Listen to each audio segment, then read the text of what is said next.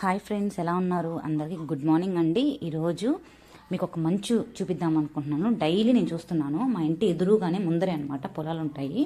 దీన్ని మీకు నెక్స్ట్ వీడియోలో అసలుకి పొలంలో ఎలా ఉన్నాయి కంప్లీట్గా మంచి వ్యూ ఉంటుంది చూపిస్తాను. బట్ ఈరోజు నా టాపిక్ ఏంటంటే, సో ఇంత మంచు ఈ టైంలో, టైం ఎంత అనుకుంటున్నారు? 8:02 అండి టైము. మీకు కావాలంటే నేను స్క్రీన్ షాట్ చేశాను, పెడతాను. 8:02 టయానికి ఇలా మంచు ఉండడము కరెక్టేనా? సో అసలు మంచు ఎందుకు వస్తుంది?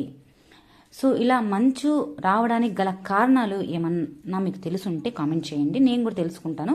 బట్ మీకేమైనా తెలుసుంటే అడగదామనిపించింది, అందుకని అడుగుతున్నాను. సో ఇప్పుడు చూడండి, ఒక అతను వెళ్తూ ఉన్నాడు బండిలో.